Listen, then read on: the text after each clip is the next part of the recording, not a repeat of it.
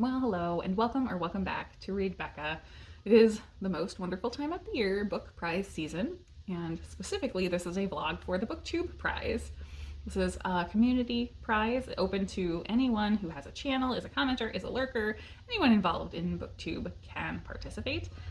This is my third year participating in judging the prize, and I sat out the previous round because I was very focused on the Read What You Own challenge that I was working on, and so I'm jumping in for the quarterfinal round. That means I have to read 6 books in 2 months, and I have been a little slumpy lately, so I am trepidatious about that, but I think it will be fine. And I also am unsure whether I will have fiction or nonfiction, and especially I want nonfiction, but there are some very big chunky books. So we will see how that goes with my current reading. I am in the midst of a home renovation. I'm having my kitchen redone.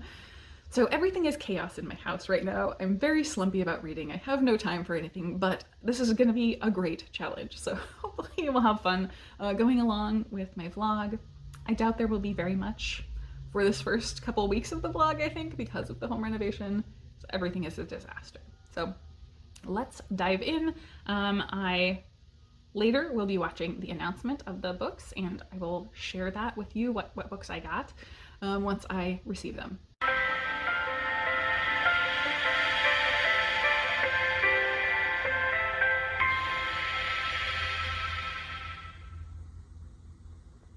I got my assignment, yay, and I think I got a very, very good group in nonfiction, which is what my preference was, so I'm really excited for that. I may ask just to stick with nonfiction for the rest of the rounds, in fact. But the group is so strong. It's almost all books I had really wanted to read. One of them was one that I was totally uninterested in last year, and then it has been longlisted for the Women's Prize this year, and people talking about it have totally changed my perception of what it is, so I've been really wanting to read it since that list came out, basically. Or increasingly wanting to read it since the list came out. So I'm stoked about my group. I am also very surprised. The big upset is that Poverty by America, the only book I had read, did not make it through this round. That was a big shock. It's a big name author. It's a really well-loved book. I thought it was great. So, wow, Booktube Prize is very cutthroat sometimes. So I'm really excited about my books. I already checked my library and I was able to get one book immediately, What an Owl Knows. So that is probably going to be my starter, and I got it on audio from Libby. And then 2 more of my books I was able to get in print immediately, but they are transferring from another branch. Usually my library doesn't take more than a couple days for that, so I expect I will have them within the week. So that covers off my first 3 books for this month. Yeah, so that's exciting. The other ones, I don't know. I tried and put audio holds on a couple of the books, but those are looking like 6 or 7 weeks, so that's going to be pretty tight to get in within the next 2 months. So if I need to, if those don't come in early, it looks like I can get everything on ebook very quickly. So I will do that if need be, but I prefer not ebook format. Yeah, so I'm all lined up to get started. I have a few things, like, because I'm reading so slowly and slumpy, I kind of want to clear things off that I'm reading right now before I really dive in. So it might be a week or so before I check in where I'm at, but I will probably try to start What an Owl Knows very soon.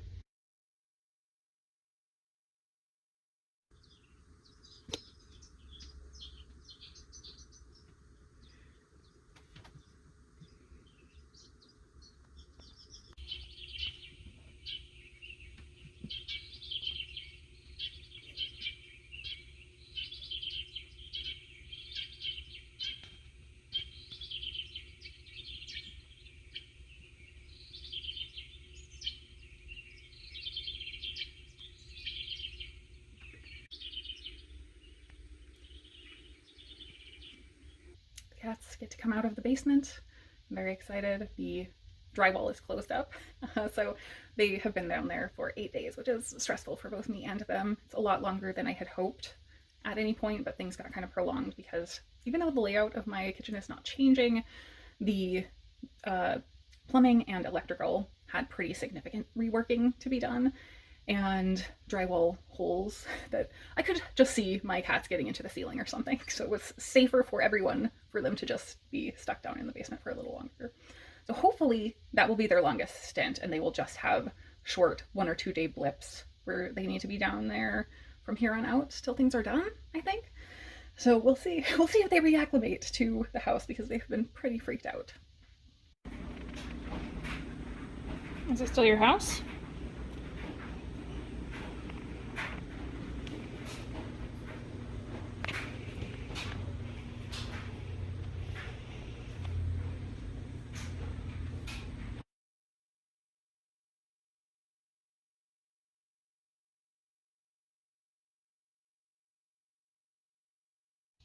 First check-in of the first book. I am into the third chapter, a little over 20% into What an Owl Knows, and it's very, very good so far. It is just kind of getting going still, I think. I think the third chapter is where it kind of finds its footing of what the book's trying to do. Chapter 2 was more of a roundup of owl traits, I guess. Ingenious traits, I think, was the subheading of the title. So we were kind of getting that summary approach of the big eyes, the swiveling head, that kind of stuff, the physiological adaptations that make an owl so cool. So Jennifer Ackerman, the author, is also narrating the audiobook, and her passion for this comes across there, definitely. She is certainly a bird nerd. She has written a bunch of bird books, and so you can tell she is a very excited scientist, a scientific writer on this topic. But having read Immense World last year by Ed Yong and listened to the audiobook, like there isn't that sense of nerding out over it that he gets across throughout, and so I'm missing that level of hype a little bit, but it's really, really good so far, and I'm very much enjoying it, but I am wondering about the chapter structure. So as I mentioned, chapter 2, it felt like it gave us really the overview. So I'm a little bit worried it's going to start to feel repetitive because it seems like she's going to talk through like different areas of the life of an owl, not in terms of like linear, but in terms of, I guess, actions for survival, for reproduction, that sort of thing. And so I'm wondering if we're just going to sort of repetitively get, well, here's how these physiological aspects of them affect them in these areas. I don't know. That's the one thing that I can foresee maybe not working for me, but so far I'm really, really liking it.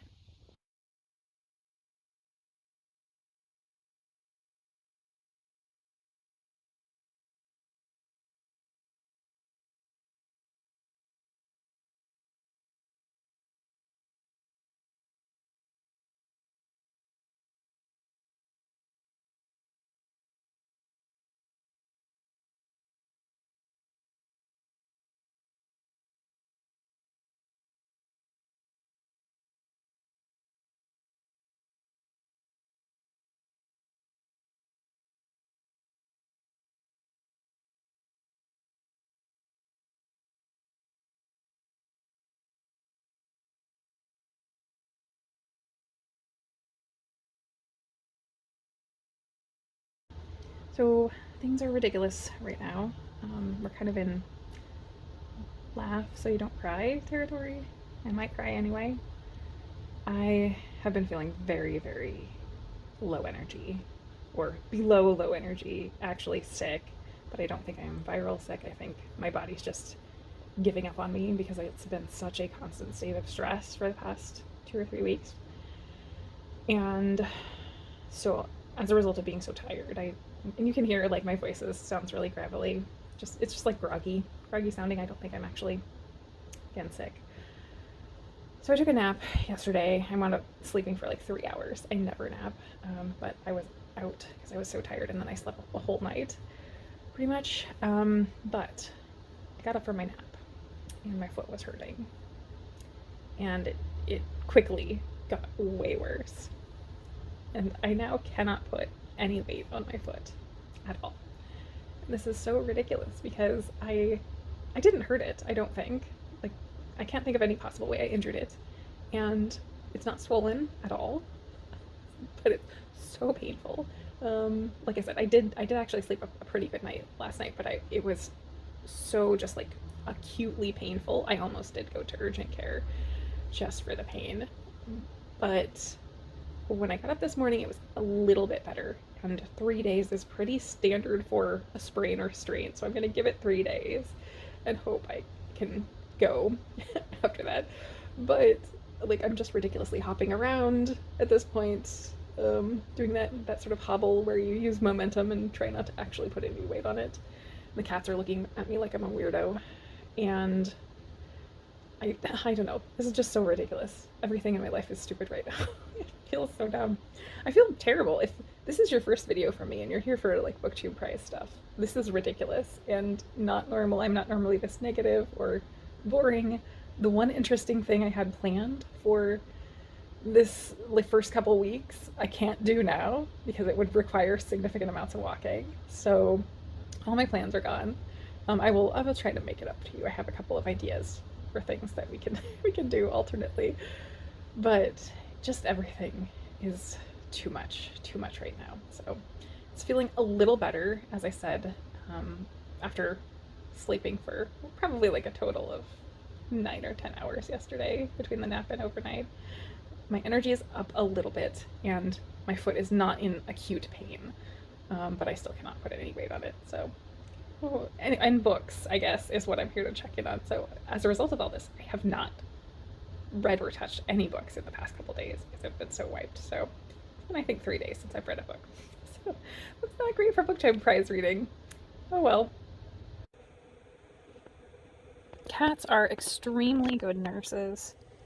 They, in my experience, always can tell when something is going wrong with you, and they do their best to help. Sometimes their help is not actually helpful.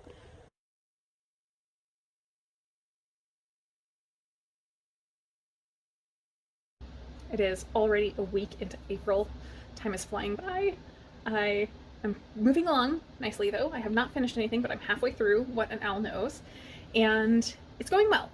I'm so far feeling much more engaged by it, and it's not having the problems I was concerned about with a feeling of repetition. We did, over the past 3 chapters, kind of do what I was expecting in covering the life cycle of an owl. There was sort of a lead-in in communication, talking about how young owls basically know how to talk already. So they kind of immediately have their own language, and it's very intuited rather than learned, it seems like. So that was sort of the lead-in, and then it walked through the ideas of you know, maturing and courtship, mating, nesting, reproduction, and child rearing, that sort of thing. And so that was great. That felt very, very linear, comprehensive. I think I liked the most the nesting section because I loved hearing about how like the dudes decorate for the ladies. It's funny. And also some grim stuff there too, though, discussing cannibalism in the nest, which is very normal in the natural world, but you never like to hear about it. It didn't get too dark or gross, but she definitely did give us a couple of accounts of that. So it's keeping me definitely pulled along. I think the writing is very accessible, and now I'm a little curious where we're gonna go from here, really. Because we've now covered the sort of general traits of an owl that most people would think of, and we've covered the life cycle of an owl, so what's next? We've got half a book left. Sometimes a Roo has needs. This is how out of touch with things in reality I have been due to everything that's going on. There was an eclipse today, and I didn't even know it. I was working away. I wish I had realized that was what was going on. I would have tried to take some footage. It probably wouldn't have come through though. But yeah, I was working and my desk faces away from the window, but the lighting in the room was very weird. So I looked out the window and was like, this is so strange. I can't tell what's wrong. It was like, oh, right. Somebody mentioned there was an eclipse after the fact. And yeah, it was cool, but it wasn't totally dark. So this was not a full eclipse, but it was like looking outside through a tinted window almost, or maybe the angle of the lighting looked wrong. It was very You need a kiss? Oh, thank you. Hi. What a weirdo. Yeah, so that's the joy of having stuff done. Oh my goodness. Taxes are the worst. In the US, they're due by April 15th. I don't think I have ever filed this close to the deadline. I know lots of people wait until the very last minute. I'm an over-preparer. So I'm so glad they're done this year. was a lot, so I went with the easiest possible option and just didn't do any itemized deductions. Filed, took standardized everything, and figured I'll deal with it if anything is wrong later. I don't make enough or owe enough that there would be any possibility that they would audit me for a huge amount. I would just be able to pay whatever I miscalculated. So not too terribly worried about it. And I owed $7. So that's exciting. So it is April 14th, 2 weeks in, and I have just finished my first Booktube Prize book, What an Owl Knows. And this was a great book to start with. It was very enjoyable. Jennifer Ackerman is clearly a really solid writer who has made it her job in life to share with us about birds, and does so very, very accessibly. So I think this was a great book. I have no complaints about it. It didn't fall into kind of the traps that I foresaw early on that might happen. There wasn't really a lot of repetition. We did go over the owl life cycle in the first half, and in the back half shifted much more to human interaction with owls. And I feel like what I took away from that was so much more about what we don't know about owls and just how much we don't know. There is so much to like us not knowing really how owls communicate, how they migrate. Like we kind of guess. Sometimes they do migrate, sometimes they don't. And that's about it. The efforts that humans are taking to collect that information seems to be a really massive undertaking and very challenging. And so much of what we do know comes from birds in captivity, either through above board means, primarily via injured owls, or via temporary captivity situations. But in those cases, they're not quite behaving exactly as they would in the wild. So it has been a struggle for us to collect information. Maybe the one thing I would be critical of, or I wish had been built out more, is that I didn't really feel like came away knowing what, me as someone who doesn't interact with owls on a regular basis, but is aware of their presence near my house. I frequently hear like probably a barn owl of some sort hooting over the lake near my neighborhood. I don't know what I can do in my day-to-day life to make sure that owls are better taken care of. So I don't feel like I came away with that information. I think conservation was a little bit touched on, but that probably is the area that could have been fleshed out much more. I feel like we did get a little bit about the, negative impacts of things like having owls as pets, the boom in owl pet and trade over like after Harry Potter, basically, and how that has affected things worldwide, really. Things like owl cafes in Japan and the negatives of the lives of those owls there, and how you should behave directly if you ever find yourself in that situation in an owl cafe. Things like that did seem applicable if you ever had direct involvement with an owl, but as someone who really doesn't, I might go like meet an owl in a random place. I have met an owl in Ireland, actually, oddly, at a train station. Very weird situation. However, I think overall, like this was well structured and well laid out. It felt very easy to read. And as a barometer, I guess, or a line I draw for my Booktube Prize, I always think about who can I hand this to, or how applicable is it for a general readership versus a niche readership, especially with nonfiction, I think. And I feel like I could hand this to just about anyone and they would be able to get the content. I'm not sure if they're not already kind of a nerd who loves nature, who loves animals, I don't know if they would really have the interest to focus through a book like this. So that's maybe my drawback to this one, is I feel like with some of Ackerman's previous books, they're so broad in the bird topics that they're covering that it could keep a reader much more engaged who is less nature focused. For me, this is great for someone who loves nature. They will eat it up. But someone who doesn't want to, hear about owls for, 8 or 10 hours, they just might not have the staying power to stick with this book. So I don't know. I do feel like it's got a very broad accessibility though. So I think my next book that I'm going to turn to is Doppelganger, probably, which I only have available in print. So I'm going to read that one next, and hopefully it will go quickly. However, for now, as our makeup, because I didn't get to do something fun this past week, I think we're going to go visit the zoo to see specifically some birds and possibly some owls. I can't remember how many and what types of owls they have at the zoo. It's been a little while since I've been there. But that seems like it's appropriate for this week since I'm finishing this book. I also am reading Trumpet of the Swan by E.B. White, and that is very focused on kind of life cycle of a swan. It is a children's classic, but it's very nature focused, much like Charlotte's Web. It's about a child who is very empathetic and sympathetic to the natural world and animals. And so I think this is a very perfect thing to go do. So we'll see what birds we can see. While I was looking up times though, I did notice they're also doing like a light up nighttime event. So I'm not gonna go do that today. That is a paid event too. But I think I'm gonna try to get that in at some point during this vlog before it ends, because it'll be fun. It's running for like another month, I think. So that should be fun.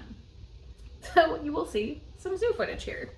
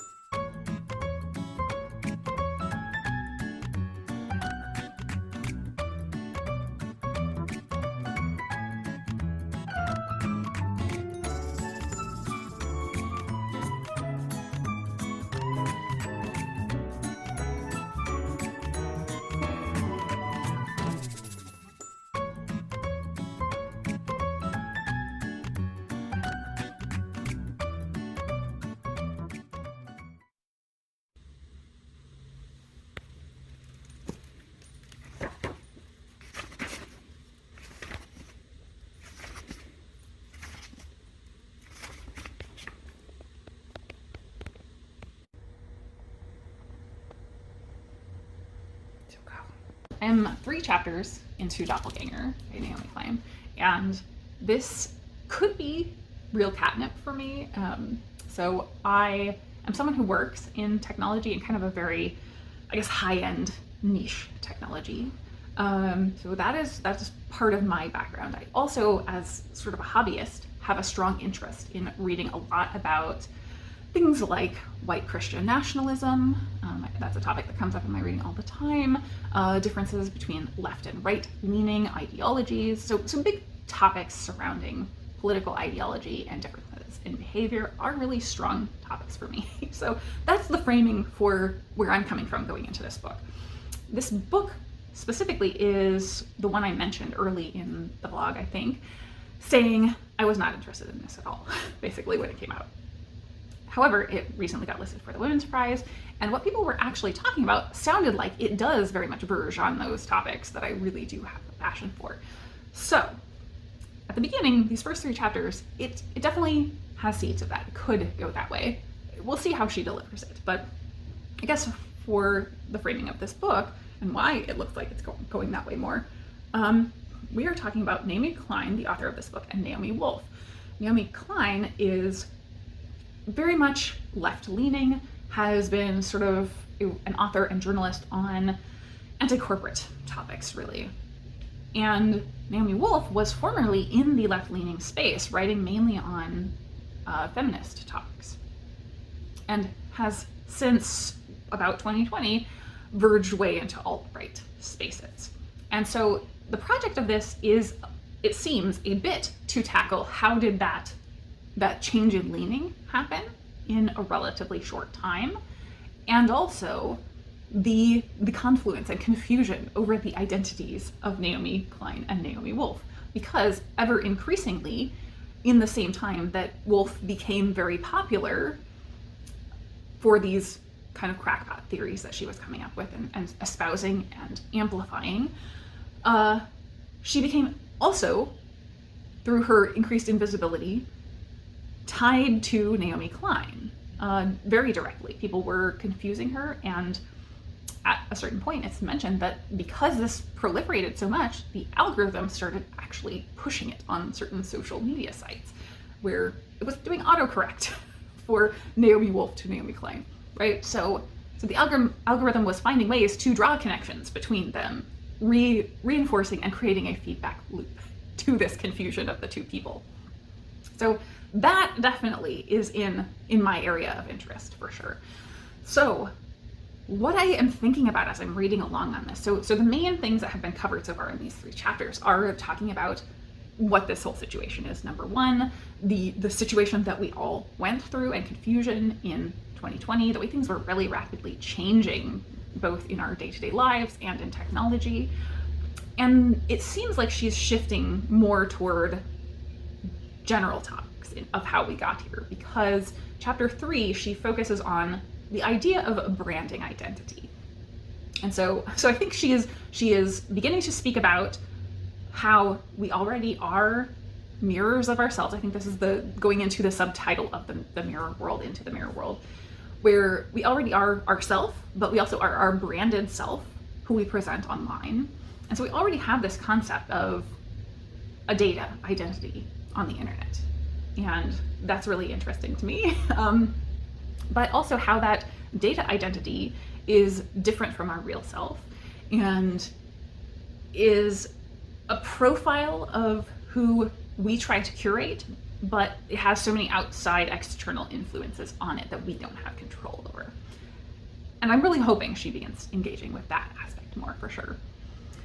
So at the onset, this is going to be so hard and rambly to get through. I wonder if this will even actually make it into the blog, because this is going to be hard to be coherent. I keep thinking about Sarah Kenzier's book, They Knew, which is not on the same topic at all. It's about conspiracy theories, and some in the crackpot way, but a lot of it is talking about just how tangible conspiracy theories have become, in that conspiracies are literally happening around us all the time, and it's not like dark and shadowy. Like, a lot of it is to do with our access to data.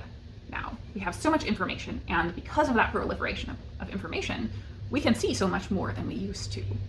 where the shadowy elite cabals used to get away with all of this, and now we know so much of this is happening.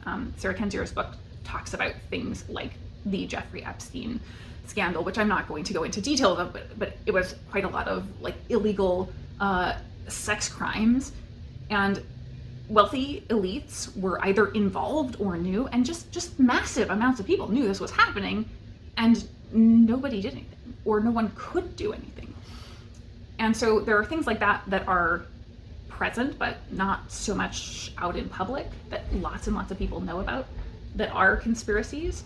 But also, there are these things that are conspiracies where the entire system is conspiring against people, against the populace at large, and there's nothing we can do about it. And we all know it's happening. We all have the information, but there's just nothing we can do. So conspiracies are kind of all around us, and it's not some insidious thing, where it kind of is insidious, but it's not what we think of when we think about these people who are just making stuff up out of thin air.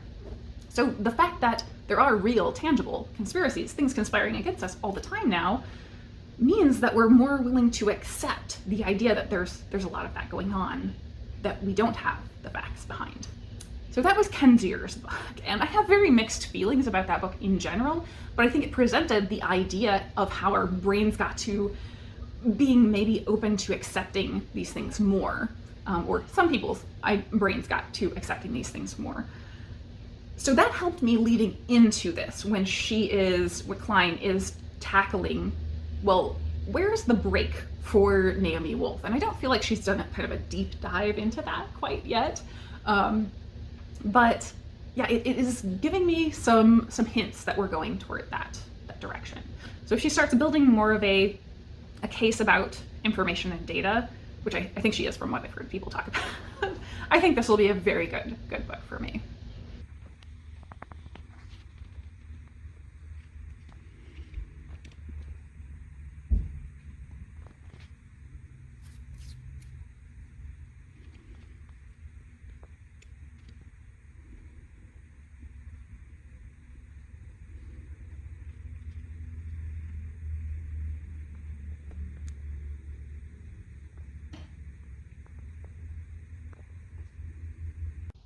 I am up through chapter 5 at this point, and it's definitely leaning in ways that I'm finding fascinating.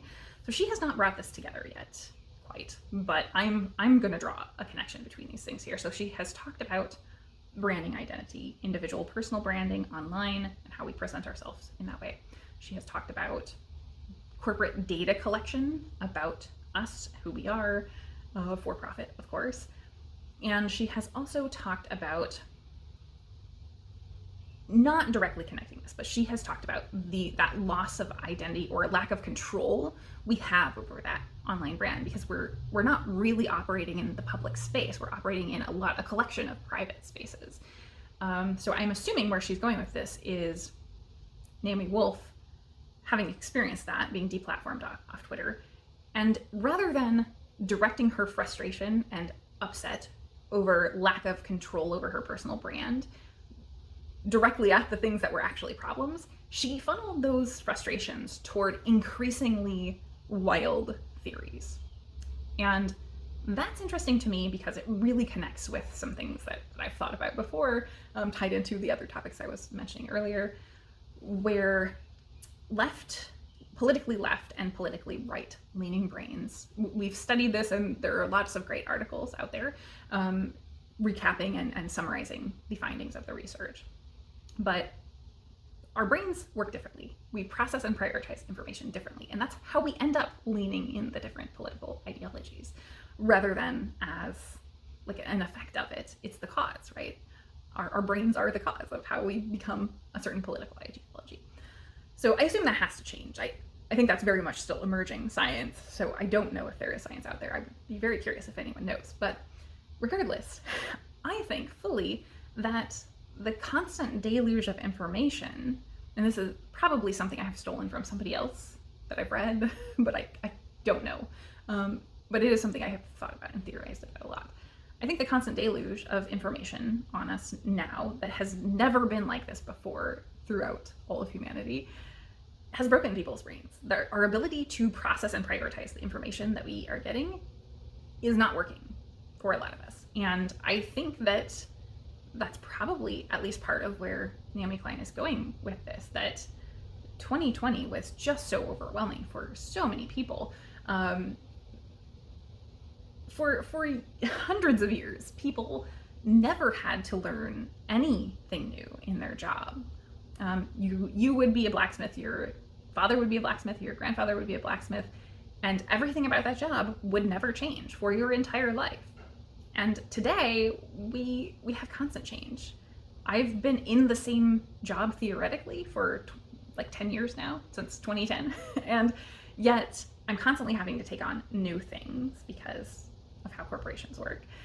Even if nothing about my job changed and everything was the same, if I were a blacksmith, the technology there doesn't change too much probably, but there are new tools and gizmos to try, right? But even if that changed not at all, things like doing time tracking, things like entering data, new computer systems you have to deal with for your customers, running a website in order to reach customers, all of those things are constantly changing. And that was especially true in 2020 when people were going through such monumental change for their work, working from home, trying to find new innovative ways of dealing with everything. Literally just trying to buy groceries was something that was different every single time you tried to do it. Every couple weeks, something was different.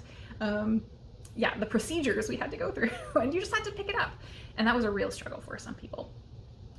If you had kids, dealing with schooling over that, I cannot even imagine. So I think that was a real breaking point for a lot of people's brains. And I don't think we have the information or have reckoned with that entirely. So I'm really hopeful that this is trying to do that. This is trying to be a very encompassing look at that larger picture and how that information deluge and the ways that we exist online are really, really significantly impacting us in the real world, tangibly and politically. So if this does manage that, I will be loving this book. What I maybe have critiques of right now, still in the early stages, are that it is very of the moment, and it does feel like you have to really have lived through this to understand it. So I will be curious how this goes on, because right now at this first chunk, it's very, very promising, but it is kind of a lot to be reading through. So we'll see what conclusions she draws, or if she does. So far she has been avoiding, I think, drawing many conclusions or making many connections with things. So yeah, I would like to see a little bit more of that.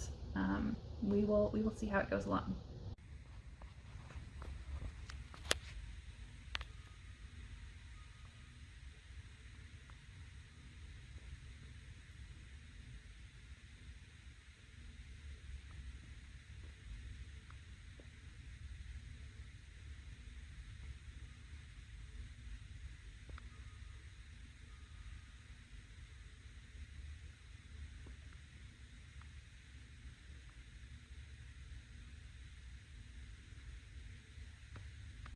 Quickly, this fired some more ideas for me.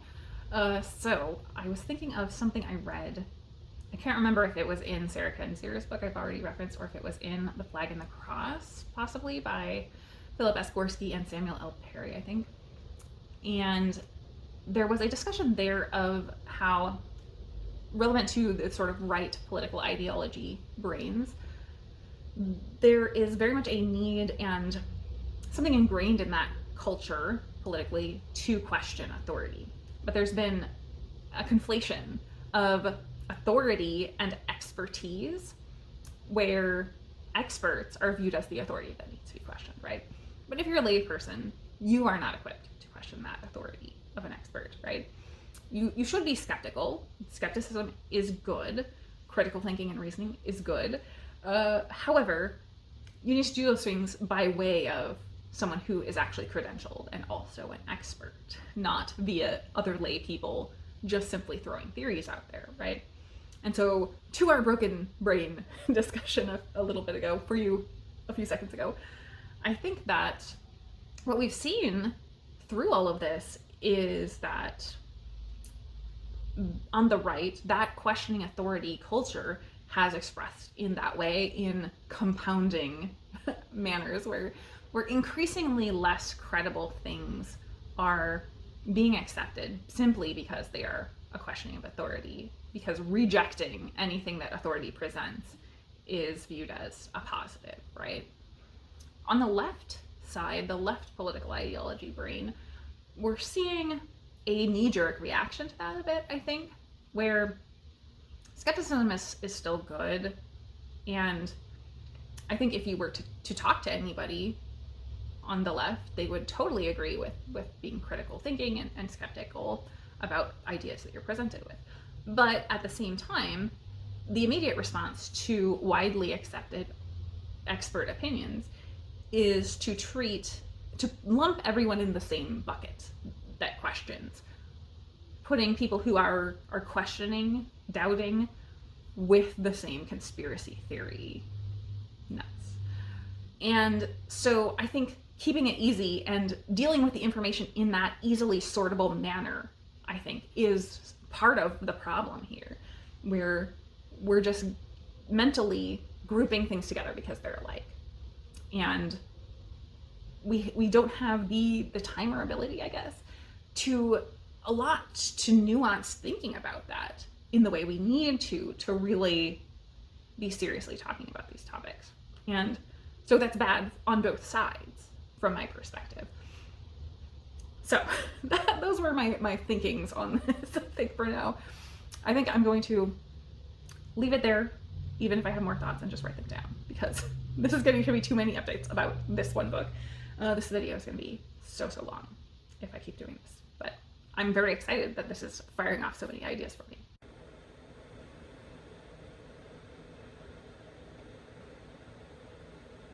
We have finally achieved a finished kitchen. Yay!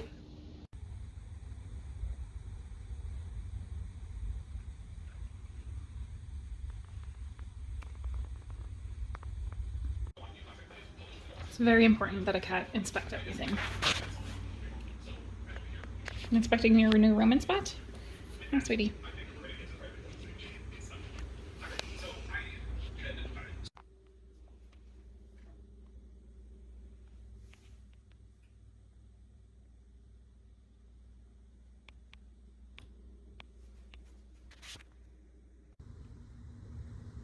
There is something uniquely humiliating about confronting a bad replica of oneself, and something utterly harrowing about confronting a good one.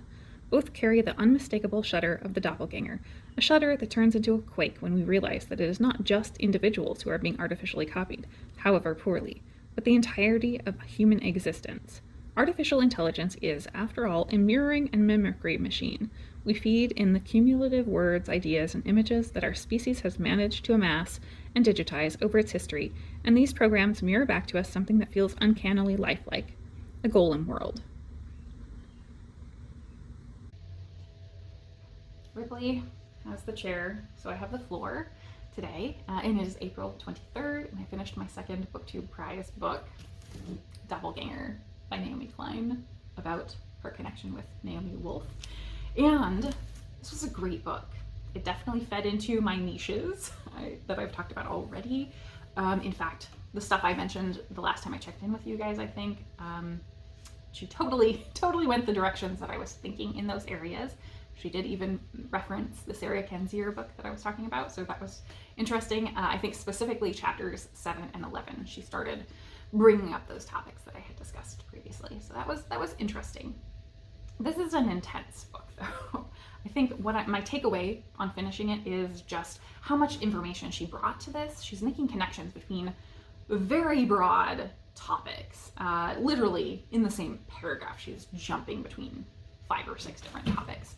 And even beyond just all of the things that she is making associations with continually, she is making connections from one chapter to the next on big kind of umbrella topics. So, for instance, we're talking about generally conspiracy theories and some of the big ones that have happened in our history in the US.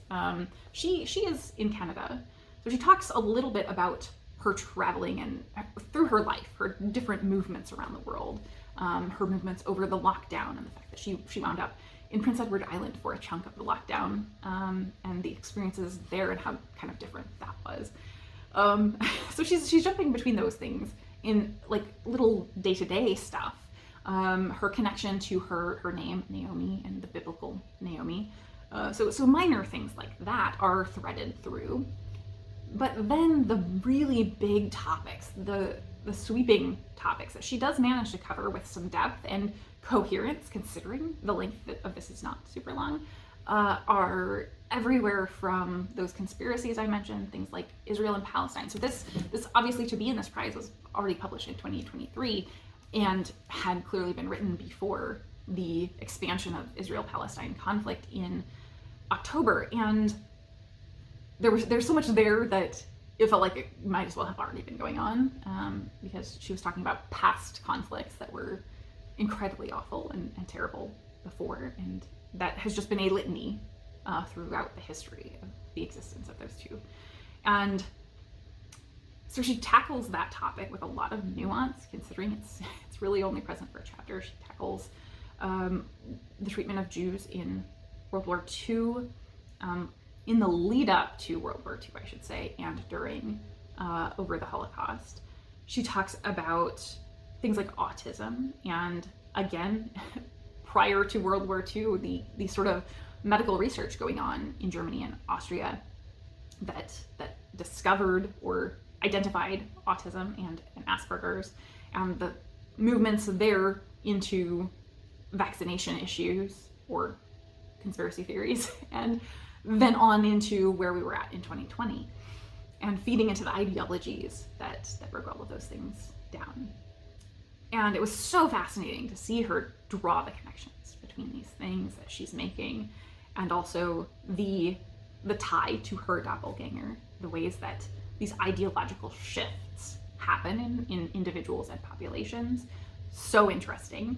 But I think it was just a lot. It was very intense, and going through these chapters of just intense information being thrown at you, even having lived through it, I think most of this is comprehensible as a person who lives in America, or I guess North America, who lived through the lockdowns and the things that she's talking about as her present, and has a lot of context for who the public figures she's speaking about, whether they're famous people, authors, political figures. I think all of that would be very difficult for someone outside of the Western world, or who did not live through it, to make sense of, really, in the way that this is presented, because it doesn't provide a lot of context for those things.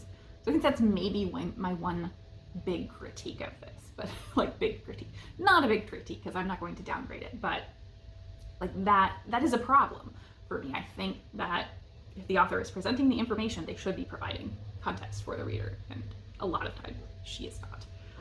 But I thought it was a very good book, so like I got a lot out of it. I drew a ton of connections between things here. I would say the other kind of minor thing that bothered me, or maybe I struggled with, is that she does try to work in these literary and film doppelganger stories and her research of that through the entire book. So we will be immersed in a chapter and topic, and then she will digress to some book example that she wants to talk about and tie it to what she's talking about, yes, but it really feels like a digression. It feels like it's pulling you out of whatever cultural thing she was talking about. And so I don't think I liked the way that was carried out. I wish there had just simply been a section early in the book where she talked through all of that in one go, of saying, oh yeah, my experience with Naomi Wolf was this, and it led me to do a whole bunch of research about doppelgangers, and here's what I found about doppelgangers, and then go into all of this real world stuff separately, because it did feel like it was pulling me out a little bit every time she kind of moved into talking about one of these books or films.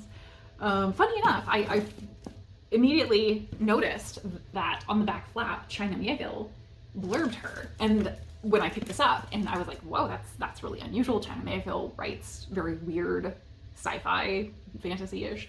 It's in that very surreal, new weird genre, and so I was not expecting to see him here, but she does use the example of The City in the City, which is one of his books, in hers here, and uses that in talking about the Israel-Palestine conflict.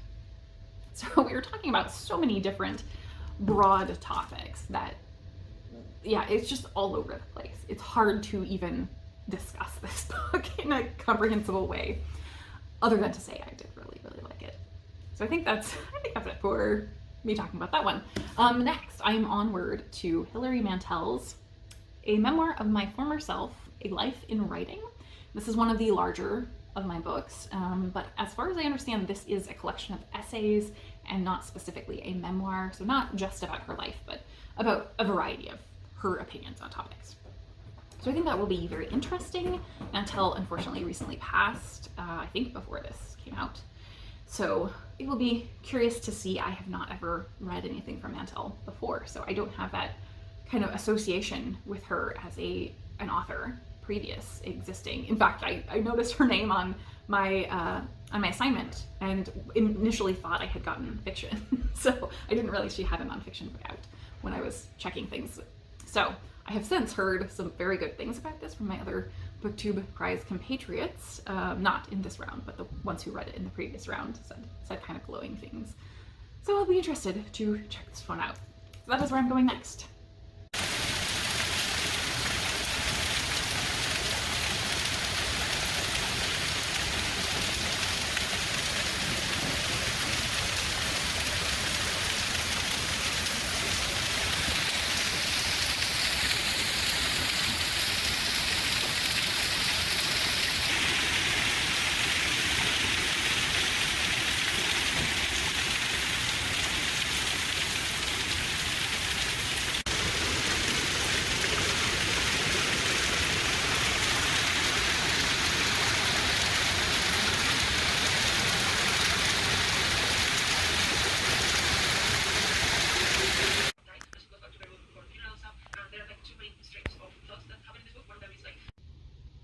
Well, I got a foster cat because obviously I have not had enough going on. Right? So I had obviously not been fostering for several months recently because I was waiting on the kitchen project. The general house projects were leaving me somewhat in chaos. And so I saw him posted like a week and a half ago and didn't see anybody stepping up. They have been really having great responsiveness lately to foster requests, so I haven't even had any concerns about the fact that I wasn't fostering, but nobody was taking him, and he is kind of going to be a potentially longer term foster. I was really hoping to get kittens first before I took a long term because we are just heading into kitten season, but that's okay. So as soon as my kitchen finished up and I gave myself a couple of days to start putting things back because the foster room / my office is full of crap from my kitchen, or was. So I got stuff put back and reached out and said, hey, is he still there? And he was. So he needs a little bit longer term foster because he was really stressed out in the shelter and was extremely over grooming. So he's, I'm not going to show it, but very raw on his stomach and kind of armpit areas. So he unfortunately is going to have to wear a cone for a little bit, and that's not great. But he seems to be so sweet so far. He was clearly a house cat based on his temperament and has apparently been living outside for a while. And unfortunately, he's just so sweet and so unguarded. I think that was a very hard time for him. He's got a lot of scar tissue around his jaws, which means he was getting into fights or being beaten up by other cats a lot. And I suspect he was just being the friendly guy and going up to cats unguarded, and they were attacking him for it. So really sad, but he is so ridiculously sweet. So we're going to see how this goes, and I'm going to very slowly introduce him to my cats, especially cats that are really friendly. It's hard because they don't go in with the slow approach and cat etiquette that they're supposed to have. And so cats that are in their own territory, which my cats are obviously, don't like that when they're very encroached on by someone who isn't timid about it. So we're going to go slow with it and see how he does. I think everything will be very fine. But exciting news in my house, continuing to be chaos. Are you so happy to be home? Oh, that's really nice. What a sweet boy, Dusty. So sweet.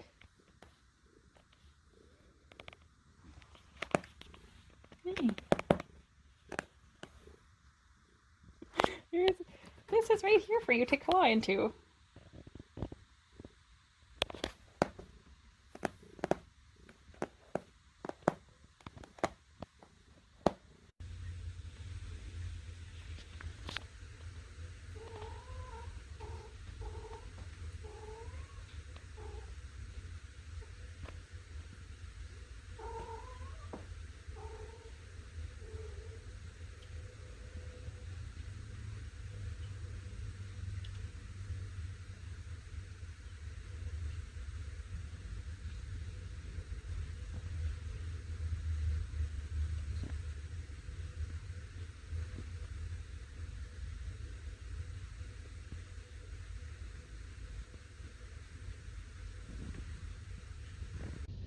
Time to update. I've read the first several essays in A Memoir of My Former Self by Hilary Mantel, and I'm a little underwhelmed. So it is not essays, or it's not a memoir, it is essays, as I had kind of suspected or heard. And I feel like the title should be more Musings of My Former Self, maybe, because these are very musing essays. She's not giving us accounts of things that happened in her life so much. So, for instance, one of the essays that I have really liked so far is an essay where she talks about having stolen a book, but it's not an account of her having stolen the book. The first couple lines tell us that she did indeed steal the book, but the rest of it is her rambling on about the story, what the contents of the book were, her feelings about the story and the characters and what it was about, what it evoked in her, I guess, but not in a way that I strongly connected with. It was kind of very observational, I would say. So this feels very observational and very mundane so far about really random different topics. So nothing has jumped out at me, is what I would say. Nothing's overtly bad about this, but it's not grabbing me, certainly. I also have not yet gotten to anything that was written in the last 2 decades, so everything has been kind of older work, I guess. So I'm wondering if I get to some more recent work or some more personal accounts, I will connect with those better. We will see.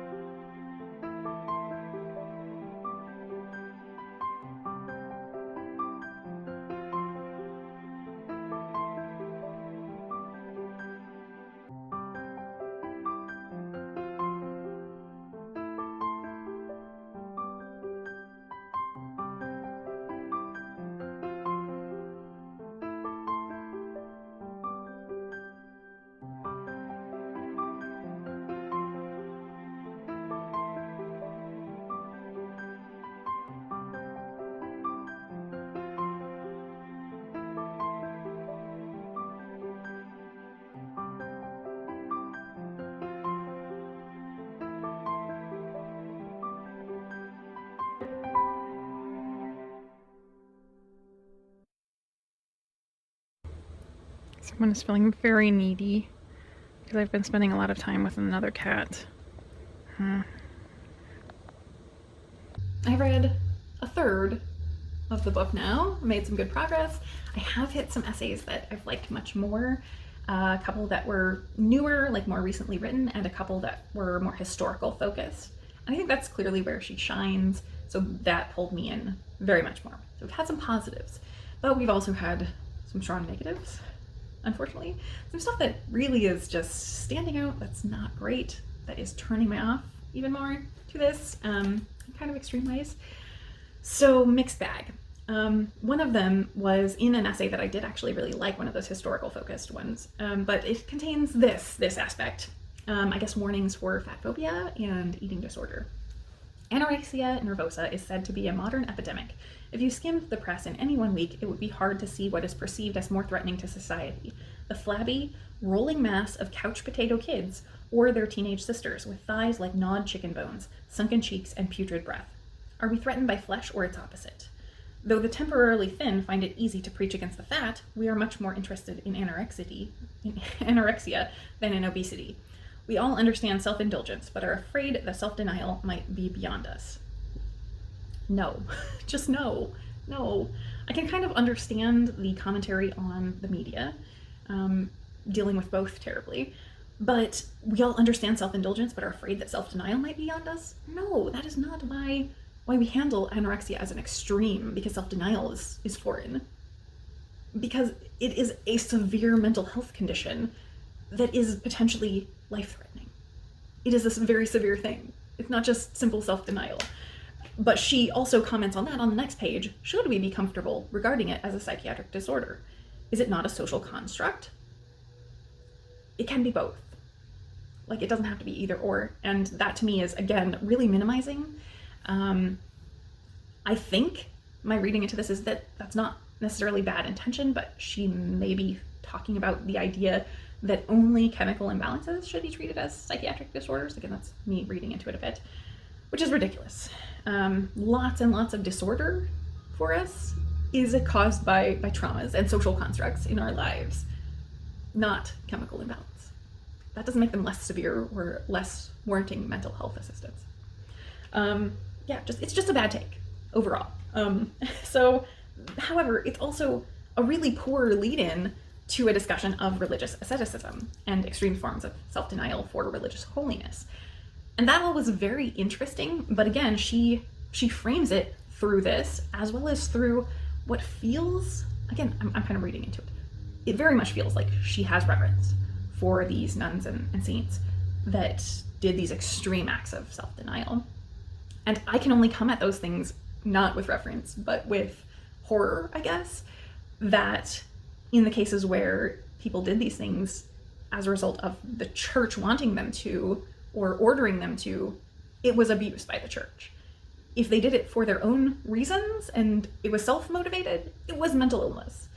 These are not things that we should look at with reverence in any way, in my opinion. So yeah, it just really lost me on that aspect. And there are little moments of that through the essays that, not related to this topic specifically, but where her framing and her way of looking at things is just so off to me, just deeply off.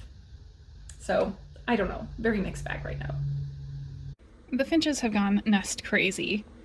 I gave them back the door wreath that already had a nest built from last year, and they built on a second nest there for a double cedar, and they've really fluffed them up. And then I turned to water my hanging plant, and what do I find? Another nest.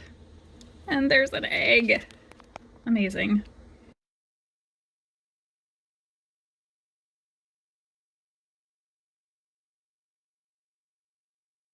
Exciting news. I got back from the orthodontist and my teeth are naked. They are so straight and so naked. It feels very weird. I've been doing Invisalign treatment for, I think, a year and a half now.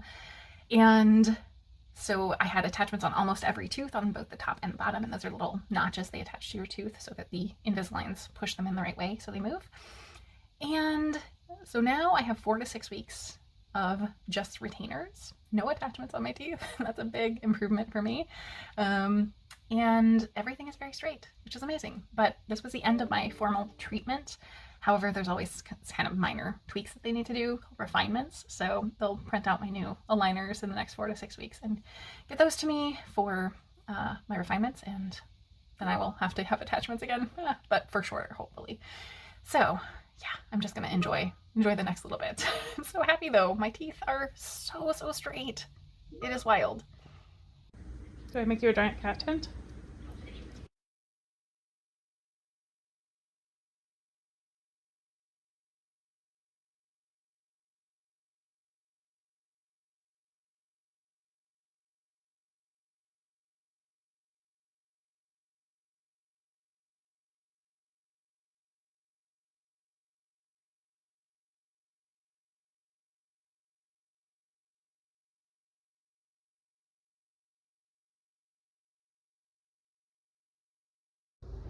Time to check in with another finish. I'm done with A Memoir of My Former Self, My Life in Writing by Hilary Mantel, and this was okay. There was nothing overtly like wrong with it or bad, as my face says the opposite. This was fine, and it's a collection of very disparate essays on a lot of different topics, so some were hits, some were real misses. Overall, I think this was just not generally for me as a reader. And I haven't read from Mantel before, so I knew who she was and am aware of her Wolf Hall trilogy.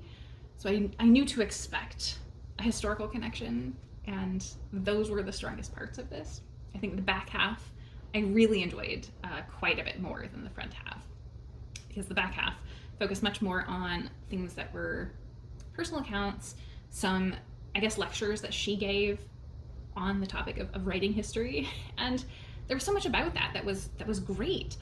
But a lot of this was at arm's length or very impersonal writing, and I'm pretty sure I commented up front that this should have been called musings because it is very observational, and that remains true. And I wish she had brought herself more into many of these essays. So many of them just had things that were off for me, or a little off-putting, honestly. And had she incorporated more personal and personality into them, it, I think, wouldn't have been as off-putting. So a mundane example, she has a whole essay that's about perfume, and that feels very dated to me. Like, that's a kind of a generational thing. I don't think I know anyone who is maybe younger than 40 that gives a crap about brand name perfumes. And she's name dropping the kind of big name. Chanel No. 5, of course, is very generational, right? And iconic, I think, for people of a certain generation. But she's talking about how a perfume or a scent, a signature scent, can be very anchoring and a sense of homecoming a bit, to have that stable scent in your life. But she doesn't ever bring in herself into telling us how it's personal to her, how it makes her feel. And so she's talking about the stability and anchoring without infusing any emotionality into it from herself. And that just didn't work. And as I said, it came across like in this very weird, like, dated sense, even though it was not written that long ago. This does span a lot of years, so some of these were dated just because of when they were written, and those I was fine with. I kind of understood that. She also, there were worse things than that. So in one, she gave me the sense, or more than one, she gives the sense that she's quite royalist, I would assume. I don't know her leanings on this and have not researched into it, but she certainly has a reverence for ideas that I don't understand having reverence for, especially if you have been researching the Tudors, right? So this just frustrated the crap out of me, really. So in this, she's talking about being at an event. At this ceremony, which was formal and carefully orchestrated, the prince gave an award to a young author who came up on stage in shirt sleeves to receive his check. He no doubt wished to show that he was a free spirit, despite taking money from the establishment. For a moment, I was ashamed of my trade.